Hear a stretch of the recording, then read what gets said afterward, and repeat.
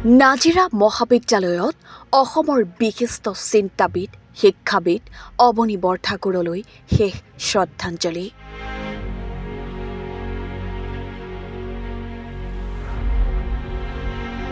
23 জুলাইত গুৱাহাটীত বৈকুণ্ঠগামী হোৱা বিশিষ্ট শিক্ষাবিদ অসমৰ বিশিষ্ট চিন্তাবিদ অৱনী বৰঠাকুৰৰ নশ্বৰ দেহ আজি গৃহৰ পৰা তেখেতৰ ত্যাগেৰে প্ৰতিষ্ঠা লাভ কৰা নাজিৰা মহাবিদ্যালয়ৰ পৰিয়ালৰ উদ্যোগত অনুষ্ঠিত হয় ৰাজহুৱা শ্ৰদ্ধাঞ্জলি অনুষ্ঠানৰ।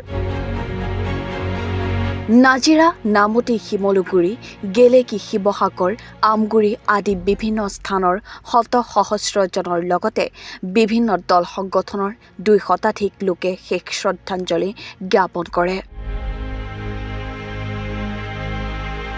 ইয়াৰ পিছতে তেখেতৰ অন্যতম প্ৰতিষ্ঠিত শিক্ষা অনুষ্ঠান চকীমুখ উচ্চতৰ মাধ্যমিক বিদ্যালয়ত শ্ৰদ্ধাঞ্জলি জনোৱাৰ পৰিৱেশত অৱনী বৰঠাকুৰৰ নশ্বৰ দেহ তেখেতৰ পিতৃ গৃহভূমি ৰজাপুৰত অন্ত্যেষ্টিক্ৰিয়া সম্পন্ন কৰা হ'ব।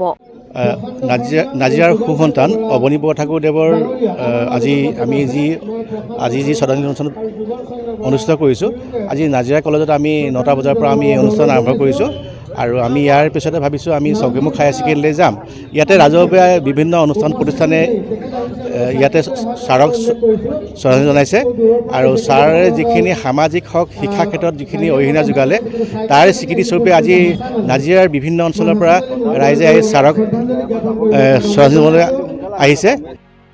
শিৱসাগৰৰ পৰা ফাৰহান লস্কৰৰ ৰিপৰ্ট, দি নৰ্থ ইষ্ট।